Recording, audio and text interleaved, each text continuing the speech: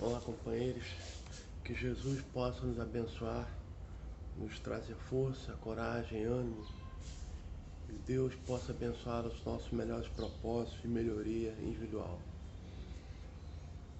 Que a nossa reunião possa transcorrer num clima de paz, serenidade, harmonia, e possamos cada vez mais aprender o Evangelho do Cristo para aplicá-lo em nossas vidas como remédio necessário que necessitamos tomá-lo diariamente em doses homeopáticas até que alcancemos a cura total.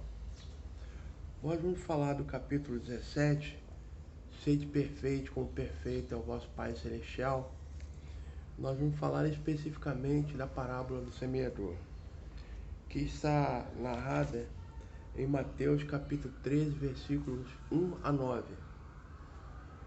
E começa dizendo: naquele mesmo dia, tendo saído de casa, Jesus sentou-se à borda do mar. Em torno dele logo reuniu-se grande multidão de gente, pelo que entrou numa barca, onde sentou-se, permanecendo na margem todo o povo. Disse então muitas coisas por parábolas, falando-lhes assim: aquele que semeia, saiu a semear. E semeando, uma parte da semente caiu ao longo do caminho, e os pássaros do céu vieram e a comeram. Outra parte caiu em lugares pedregosos, onde não havia muita terra. As sementes brotaram porque carecia de profundidade a terra onde haviam caído. Mas levantando-se o sol, as queimou e, como não tinham raízes, secaram. Outra parte caiu entre espinheiros e, finalmente, outra parte caiu em terra boa e produziu frutos, dando algumas sementes, 100 por um, outras 60 e outras 30. Ouça quem tem ouvidos de ouvir. Volto a repetir, está registrado em Mateus capítulo 13, versículos 1 a 9. Escutai, pois, vós a parábola do semeador. Quem quer que escuta a palavra e não lhe dá atenção, vem o espírito maligno e tira o que lhe for semeado no coração. Esse é o que recebeu a semente ao longo do caminho.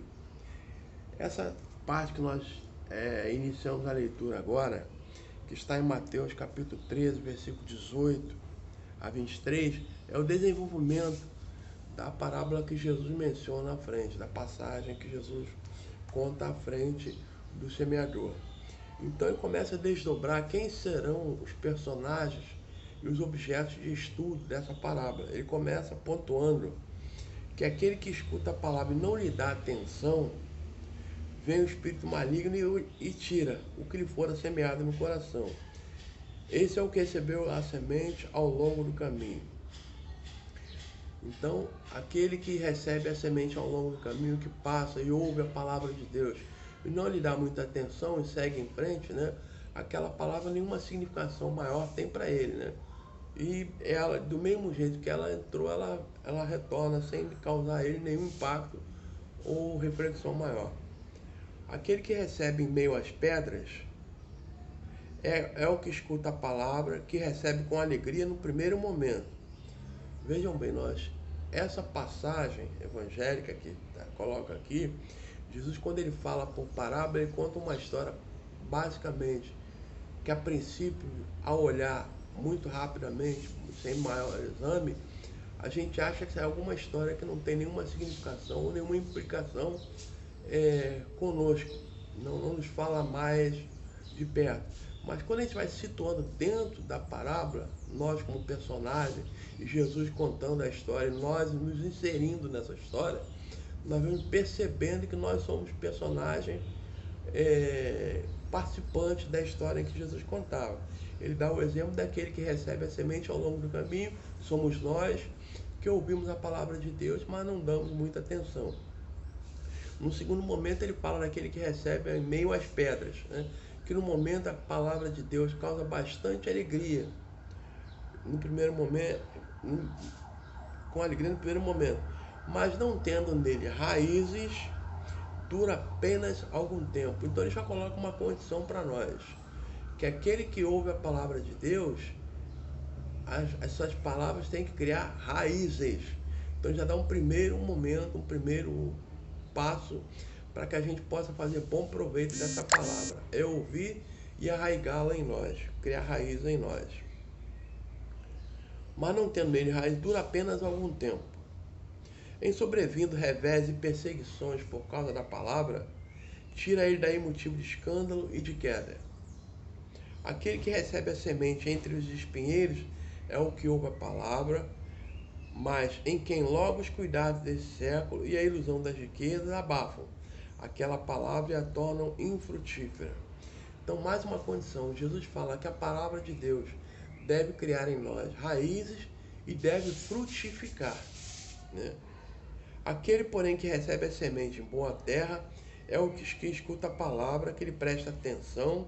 Então, mais uma condição que Jesus coloca: ouvir a palavra, prestar atenção, fazer nele raízes e depois produzir. São as situações que Jesus coloca quando nós ouvimos a palavra de Deus. Aquele, porém, que recebe a semente em boa terra é o que escuta a palavra, lhe presta atenção e em quem ela produz fruto, dando 100 ou 60 ou 30 por um. Está em Mateus capítulo 13, versículo 18 a 23. E logo depois vem o desenvolvimento dessa passagem feita por Kardec, quando ele coloca aqui a palavra, ele coloca aqui os espíritas inseridos nesse estudo. A parábola do semeador exprime perfeitamente os matizes existentes. Quantas pessoas há com efeito para as quais ela não passa de letra morta, e como semente caírem em pedregulho, nenhum fruto dá. Algumas pessoas acham que as palavras de Deus são palavras mortas, que não tem nenhuma significação e que não deve nem lhe prestar a devida atenção, nele não causa raiz, não tem nenhuma significação maior. Não menos justa a aplicação encontra aí nas diferentes categorias de espíritos. Então ele está falando diretamente conosco. Muitos muitos atentam nos fenômenos materiais e nenhuma consequência tira deles. Aquilo que a gente sempre gosta de frisar. Quantas pessoas são dentro da doutrina são trazidas, fascinadas pelo fenômeno, mas não enxerga no fenômeno uma significação maior.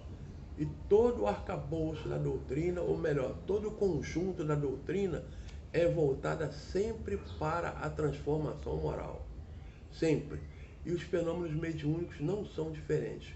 Quando nós observamos um fenômeno mediúnico, não devemos estar impressionados com o fenômeno em si, mas que consequências, que ensinamento ele traz para nós. Mas muitos espíritas ficam só na superficialidade do fenômeno, sem tirar dele as lições necessárias. Os que apenas se preocupam com o lado brilhante das comunicações dos espíritos, pelos quais se interessam quando lhes satisfazem a imaginação. Ou seja, quando nós vemos uma comunicação mediúnica, uma mensagem espiritual, enxergamos nela uma beleza sem par, mas nenhuma aplicação a nós. Quanto muito nós vemos essa mensagem que seria bom para fulano, mas se a mensagem caiu em nossas mãos é porque ela é dirigida a nós. E devemos tirar dali o que aquela mensagem traz de bom para nós, qual é o ensinamento que ela encerra no seu corpo, no seu conteúdo, para que a gente possa tirar sempre proveito para a nossa melhoria moral. Os que recorrem muito bons conselhos admiram, mas para serem aplicados aos outros e não a si próprios.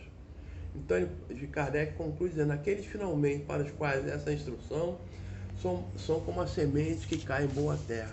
Ou seja, aquele que ouve a palavra de Deus, aquele que ouve a palavra de Deus, que lhe presta atenção, que finca em si as suas raízes e dali começa a frutificar em cima daquilo que aprendeu, principalmente na sua reforma íntima, mas também na reforma ou na melhoria de tudo que está à sua volta, desde alguns companheiros, como a situação que o cerca, o ambiente de trabalho.